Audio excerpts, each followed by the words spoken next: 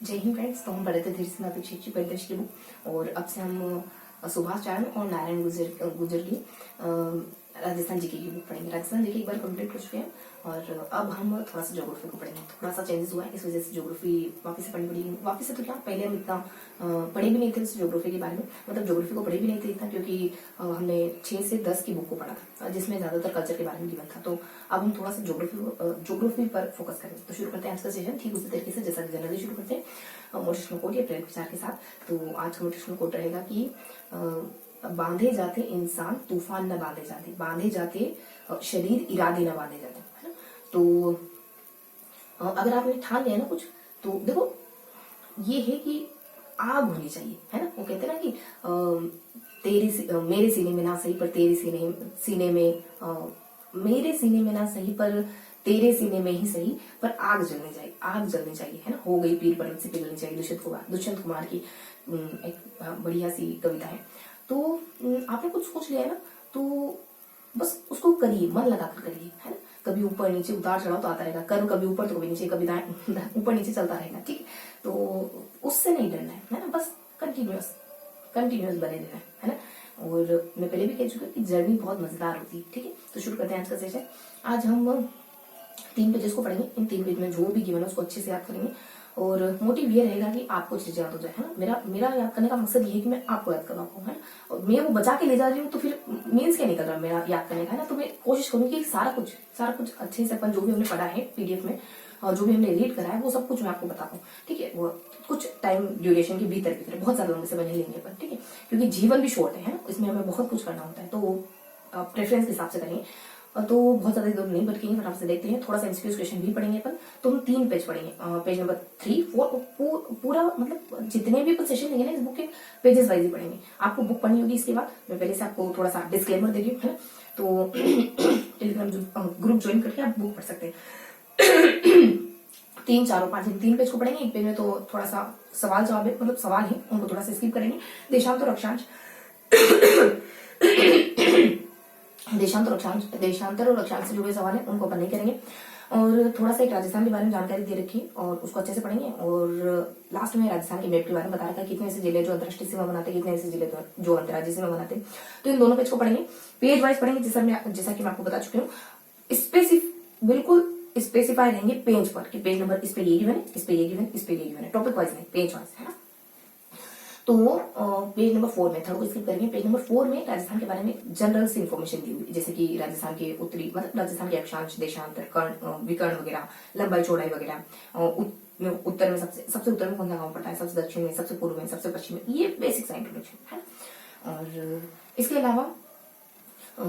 अलावा सूरज की किरणें कब सीधी पड़ती है, कब तिरछी पड़ती है, मैं थोड़ा सा माइंड में बनाऊंगा। तो कैसे पढ़ेंगे हम, देखो इस पेज में चीजें कुछ इस तरीके से दी है, जैसे यहाँ कुछ फिगर बना हुआ है, यहाँ कुछ फिगर बना, दोनों तरफ फिगर बने हुए, ऊपर और नीचे कुछ बेसिक बातें हैं। तो यहाँ राजस्थान का मैप है जिसमें वही सारी बेसिक बातें जो मैंने आपको बताई, लंबाई चौड़ाई, विकर्णों की लंबाई, अक्षांश, देशांतर, ये सारी बातें, उत्तरी गांव, दक्षिणी गांव, पूर्वी गांव, पश्चिम गांव, ये सब।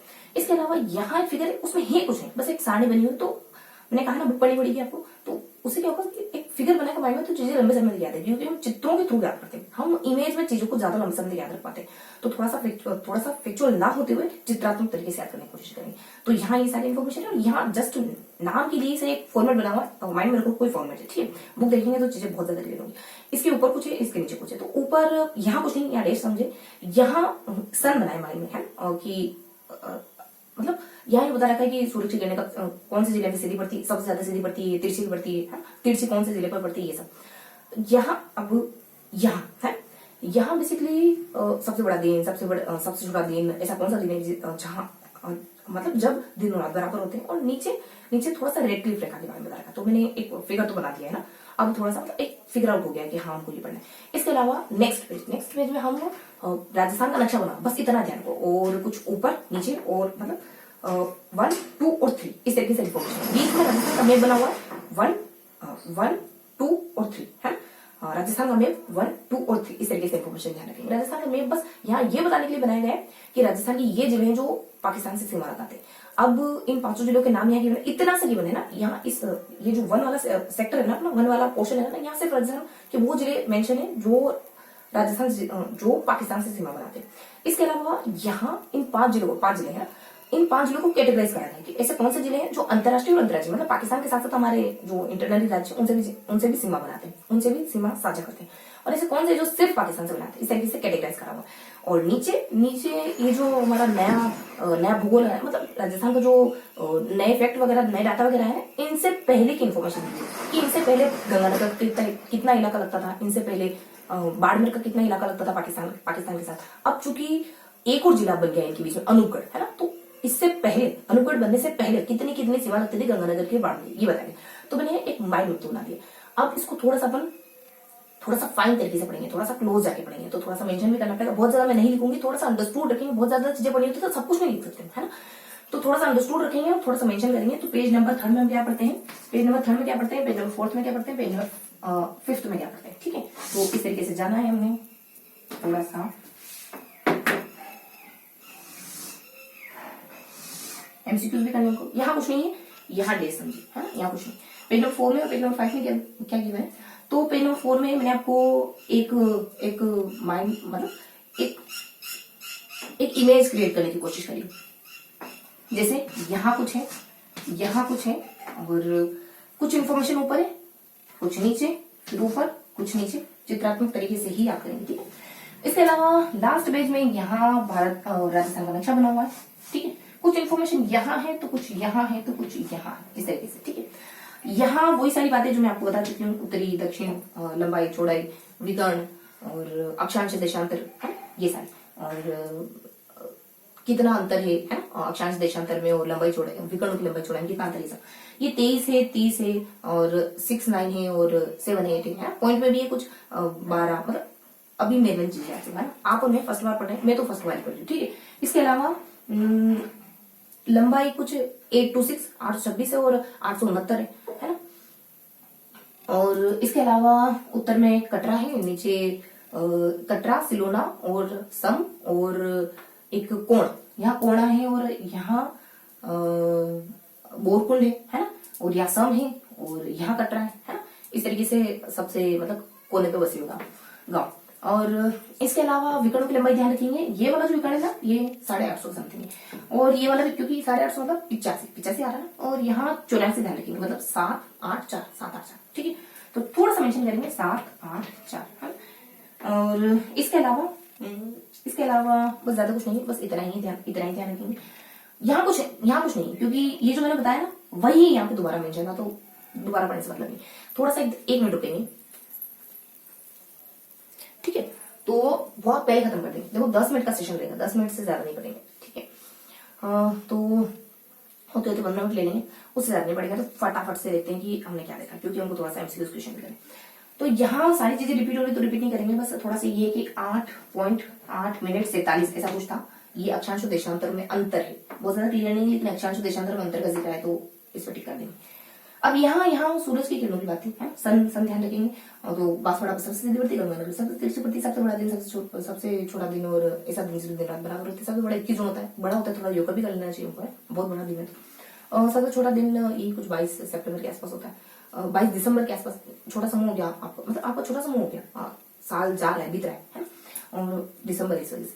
इसके अलावा 21 और 23 ये दो समय ध्यान रखें, 21 और 23 1-2 दिन हो गया ना क्रमशः, मतलब, और 21 मार्च और 23 सितंबर। और इन दो मेरे फ्रेंड के बर्थडे से ध्यान रखें, मार्च में मेरा है और मेरे फ्रेंड का सितंबर में, चीजें याद होनी चाहिए बस, ठीक। तो ये समय ऐसा है जब दिन और रात बराबर होते हैं। ये बेसिक इन्फॉर्मेशन। यहाँ रेड क्लिप रेखा के बारे में यहाँ कुछ नहीं, ठीक है। यहाँ रेड क्लिप रेखा के बारे में, रेड क्लिप रेखा बस इतना बताएगी कि टोटल इसकी लंबाई 3323 ध्यान रखेंगे, इतनी कितनी है 333, तो थोड़ा सा देखना 2 ध्यान रखेंगे। रेड क्लिप रेखा राजस्थान से मतलब कितने किलोमीटर राजस्थान में, तो 1070 मतलब 1000 के दरमियान, और कितने परसेंट है 32 के आसपास है। और ये रेड क्लिप रेखा का बारे थोड़ा था, गुजरात में कितनी और कब आई वगैरह ये अपन नहीं पढ़ेंगे, राजस्थान पढ़ने पर, ठीक। तो ये बेसिक बातें। यहाँ कुछ नहीं, 5 जिले हैं, तो 5 जिले कौन कौन से, 3 और 2 में बांटेंगे। 3 तो यहाँ वाले और कुछ एक यहाँ वाला, एक यहाँ वाला। यहाँ जैसे बीकानेर और अनूपगढ़ हो गया, गंगानगर और बाड़मेर कितनी लगती है, तो जैसे कि ये कुछ 4 लगती है, और बीकानेर की कितनी लगती है, कुछ 1 to 6 करके, 1 to 8 करके, क्योंकि देखो ध्यान से रखो 2, 4, 6, 8, 2 मतलब सारे आंकड़े 2, 4, 6, 8 है ना, तो 464 और 168 समथिंग, इन दोनों के बारे में बता रखा था, बस है नहीं कुछ। ये 5 जिले में जो मैंने यहाँ मेंशन करे ना, उन्हीं के नाम यहाँ गिवन है। एक मिनट रखिए, उन्हीं के नाम यहाँ गिवन, तो खास ये नहीं। अब यहाँ क्लासिफिकेशन है कि कौन से ऐसे जिले हैं जो पाकिस्तान से भी सीमा बनाते हैं, कौन से ऐसे हैं जो पाकिस्तान प्लस राज्यों से बनाते हैं। तो ये तीनों जिले ऐसे हैं जो सिर्फ पाकिस्तान से बनाते हैं, ये दोनों जिले ऐसे जो पंजाब और गुजरात यानी अंतर्राज्यीय अंतर्राष्ट्रीय दोनों है। यहाँ कुछ नहीं है, पहले के आंकड़े बता रखेंगे।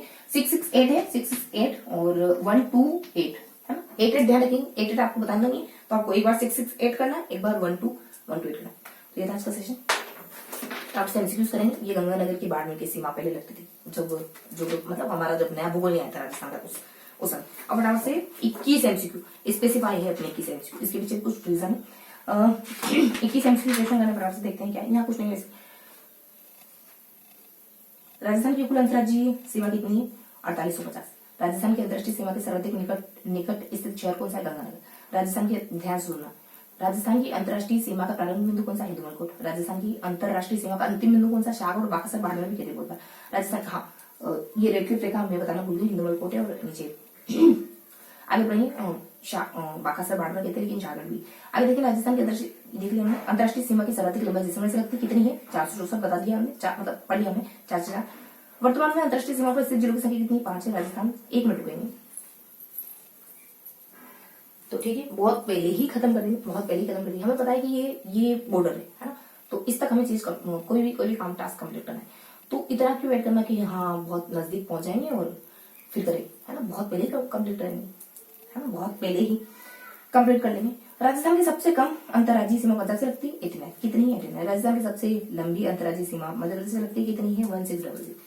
राजस्थान का कौन सा, एक बात तो कभी भी किसी से अटैचमेंट नहीं रखना।